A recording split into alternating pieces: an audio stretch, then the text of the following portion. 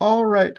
Thanks so much, Kyra, for doing this. My first question to you is tell the audience a little bit about yourself and how you started in the community. Yeah, thanks so much for having me. So I work in, mental health. I'm a licensed clinical professional counselor, kind of up along the East Coast. So for DC, Maryland, Massachusetts, Delaware. So meaning that I can see patients individually for individual sessions, and then I also work in an inpatient unit as well for eating disorders. Um, but that's kind of a little bit about like the population I work for or like work with. Um, but yeah, kind of what got me interested in this as a undergrad, I took psychology classes and had my bachelor's in psychology and really wasn't sure what I wanted to do. So I ended up kind of taking a gap year between my undergrad and my master's program. And in that year, I actually worked in marketing and was the director of a marketing firm. And I really enjoyed the client relationship aspect of it. The other side of it, not so much, just wasn't really good for my brain of trying to like be creative and stuff. But I, like I said, really enjoyed those relationships. And so I decided to go back to school and get my master's in counseling. And so I did that down at the Palm Beach Atlantic in West Palm.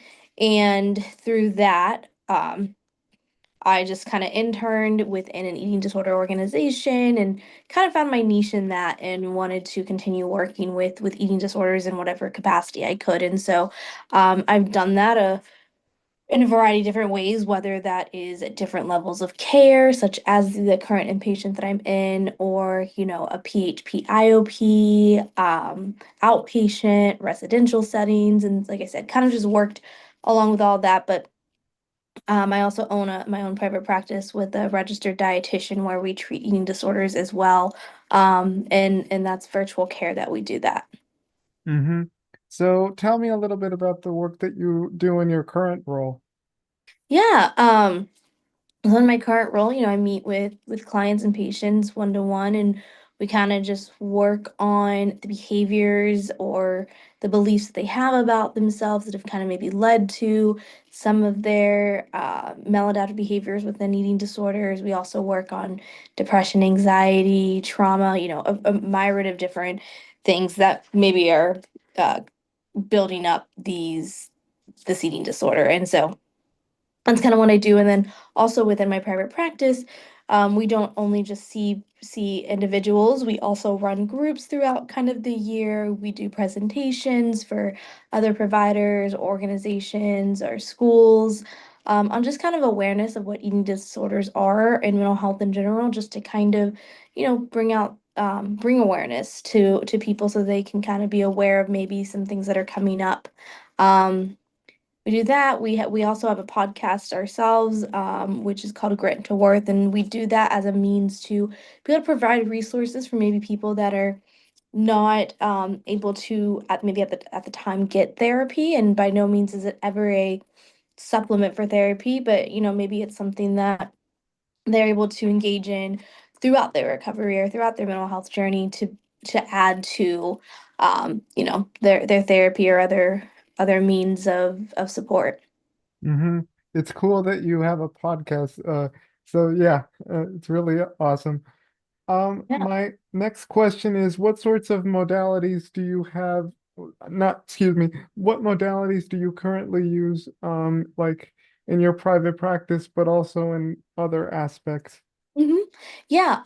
So one of the things that I really do is it's very person centered. So, coming and meeting a client or patient where they're at and being very individualized, but within that, utilizing different techniques such as cognitive behavioral therapy enhanced. And so what that is that's kind of taking the cognitive behavioral therapy that's already there, but we're really kind of focusing on the behaviors first and then shifting those cognitive thoughts and beliefs. And then so that's one modality that I engage in with clients, as well as dialectical behavior therapy. So, within that, there's four components of distress tolerance, emotional regulation, interpersonal, relationships, mindfulness. And so those are some of the key things that we're working on when we're meeting one-on-one, is building those skill sets to be able to um, to basically self-regulate when things outside of our control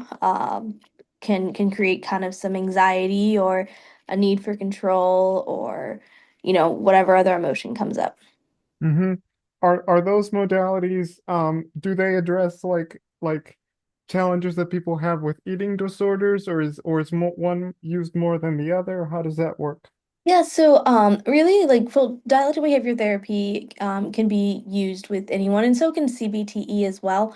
But CBTE was designed for evidence-based for, eating disorders where dialectical behavior therapy, DBT, by Marshall Linehan, it was more created for bipolar and stuff like that and being able to work on that. But again, it can be utilized for many different aspects. Mm-hmm. So like when you're in the in a therapy session with a client, with an eating disorder, how does that usually go down? What sorts of things do you do in the therapy room to kind of get the conversation sort of going? Yeah. So it depends on where they are in their recovery and their journey. For some people that are just maybe seeking therapy for the first time, we're just really building that rapport in regards to just getting to know like what are the current behaviors? Okay, how long have these behaviors been going on? And then we have individuals that I see that they've been in therapy for years, and the first thing is always building that rapport, but we're not starting from the beginning of their recovery. We're kind of continuing their recovery and addressing what's going on in the immediacy. What are the things that didn't work last time that you were in treatment, that you want to change this time, or what things did work in treatment last time that you want us to continue and so I think it just depends on where that person is in their recovery, but in regards to kind of maybe what that could look like if we're sitting in a session, especially an individual session, I kind of like to use the cognitive behavioral therapy enhanced. Again, we're looking at maybe the behavior first, right? And so someone might come in and be like, "Oh, I had a rough weekend.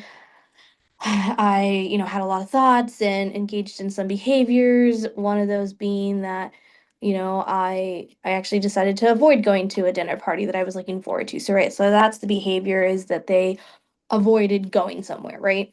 And so Mm-hmm. then we kind of walk through that of like, okay, let's tell me what was happening when did these thoughts of not wanting to go come up?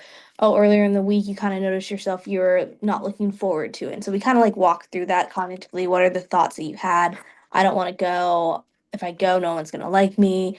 If I go, what are people going to say about the food I'm eating? What are people going to say about my body? Right? Like whatever those thoughts are. And then we kind of break that down into, okay, what are the emotions that you were having around that? I was scared. I was worried. I felt lonely.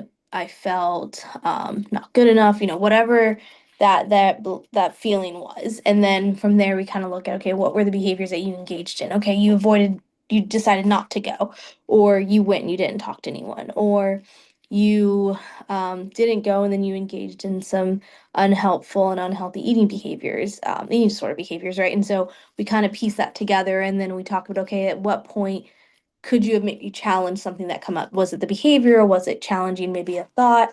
And so that's kind of what that could look like in a therapy session. Mm-hmm. What have you learned in doing this kind of work? Yeah. I think the biggest thing I've learned is that you're always learning.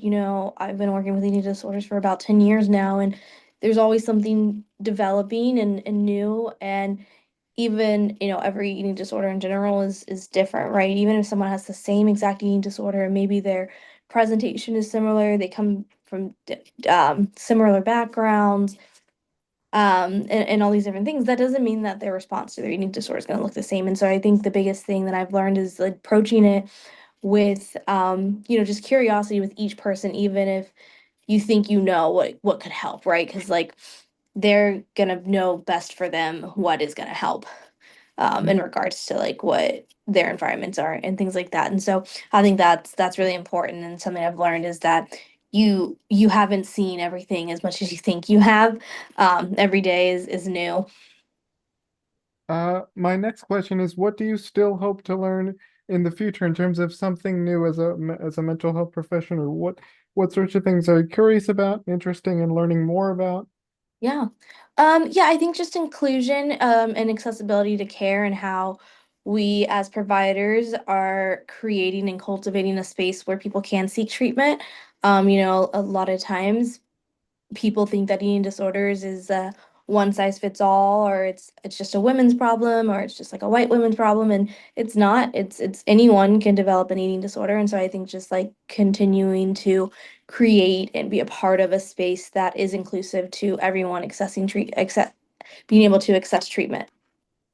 Lastly, what can other mental health therapists who want to study eating disorders, what can they sort of take away from this conversation? In other words, what can they sort of learn to sort of be more better prepared or equipped to deal with people, to treat people with eating Yeah. disorders?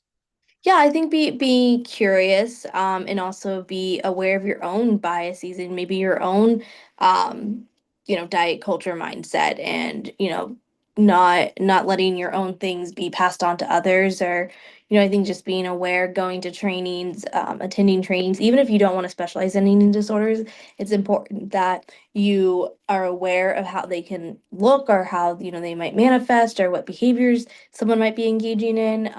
So that you can refer out to an appropriate party if you don't want to specialize in eating disorders. But I think just being aware of what could come up in sessions that have nothing to do with eating disorders. So often I'll see um clients who are like, "Oh, I've been seeing a therapist for X amount of years," but they never really noticed that I had an eating disorder, and I think that that's the part that gets lost, is that unfortunately in school and in grad school we're not taught eating disorders. If we are, it's like an hour in a class of 3 years. And so I think just going out and like seeing what trainings and resources are out there, just to have the basis understanding of, okay, maybe this is something that needs more assessing.